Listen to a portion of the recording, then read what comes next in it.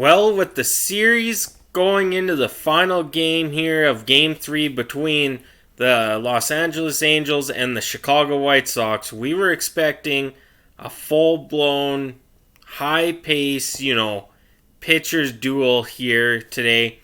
That wasn't the case. With Lynn on the mound for the Chicago White Sox and Jamie Barria on the mound for the Angels, we thought maybe, hey, the White Sox might pull this out. Nope. Shohei Ohtani had something to say about that as he had a monster game for the Los Angeles Angels.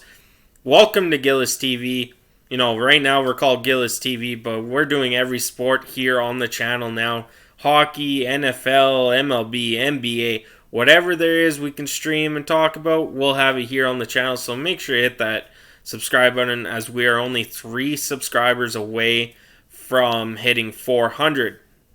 Now let's get into this game where it was all the Angels till the 9th inning. Bottom of the 9th, the White Sox finally came alive with some bats, but it was too little too late as the Angels would take Game 3 of the series, the final game, with a score of 12-5. Like I said, it was 12-1 at one point in the 12-2, sorry, going into the bottom of the 9th, and of course the White Sox scored 3 runs. The Angels will get 13 hits this game, scoring all 12 runs off those 13 hits. There were a few walks in there as well, and the White Sox would go 5 runs on 12 hits, with either team giving up an error. Barria had a really strong outing today. He went 5 innings pitched, giving up 1 run, walked 3, but did strike out 6. On the other hand, Lynn, not typically known for only going 4 innings, would go 4 innings, giving up 8 earned runs, walking 2 and striking out 4. He would also give up 8 hits as well for those 8 earned runs.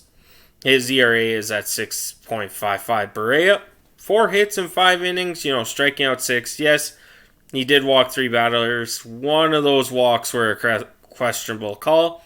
Hey, I'm unbiased here. I am a Blue Jays fan, so these 2 teams I enjoy watching from time to time. Now let's get into the scoring summary here. So we'll take it here. We'll start with the team stats. 13-12 in favor of the Angels over the White Sox in hits. Both teams no errors, so that was pretty good to see. This is where the Angels really took off, was the home runs. They smashed 5 home runs, including 2 by Shohei Ohtani over the one that Berger hit for the White Sox. Sorry, it just got a text there. Based on balls were 4-3, strikeouts were 9-6 for the White Sox, had 9 there, and then runners left on base. This is the stat that a lot of people look at. Only 5 runners left on base, and they scored 12 runs. That's pretty decent by the Los Angeles Angels. Now, on the other hand, the Chicago White Sox left 10 runners on base. You score 7 of those 10, it's 12-12, and that's where they just couldn't get the batters home. So in the first inning, Trout would homer with Moniak scoring to give a 2-0 lead for the Angels. Sheets would hit a sacrifice fly in the bottom of the second to right fielder Moniak. Makata would score.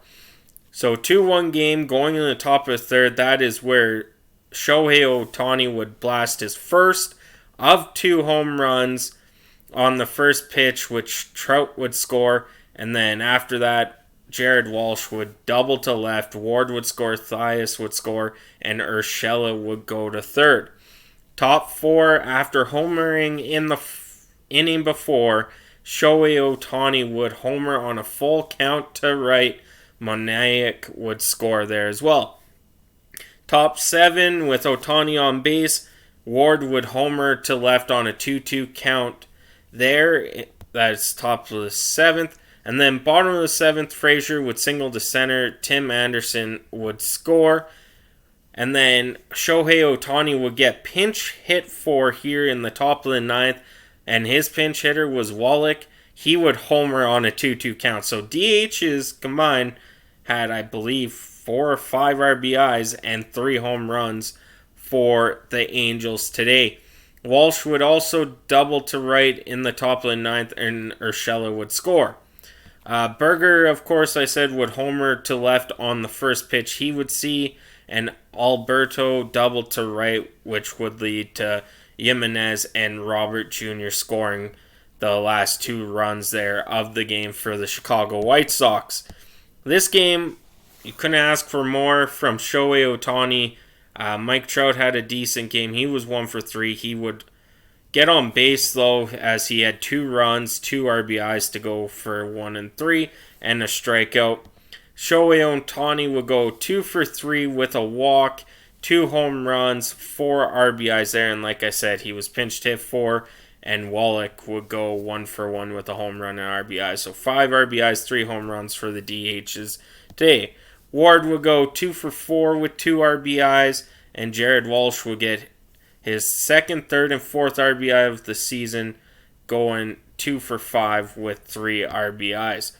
Barrea, like I said, pitched 5 innings, giving up 1 run. Webb would come in for an inning and get a strikeout, and then Davidson would pitch 3, giving up 4 runs on 7 hits, only striking out 2. Lance Lynn would go 4 innings, giving up 8 hits, 8 earned runs, and 2 walks with 4 strikeouts. Schultens would come in after him, pitch 4 innings. He would give up 2 hits, 2 runs, which were earned, 2 walks, and a strikeout. And Crochet would come in for the 1 inning, giving up 3 hits, 2 earned runs, and striking out 1. So that's it for today. That is the series clincher, Shohei Ohtani leading the way for the Los Angeles Angels. And what can we say about Shohei Ohtani? He is a man on a mission year in, year out. And of course, if I'm not mistaken, this is the last year of his deal with the Los Angeles Angels. The man is trying to get paid. But that is it for me. Thank you guys so much for tuning in. I'll catch you on the next one.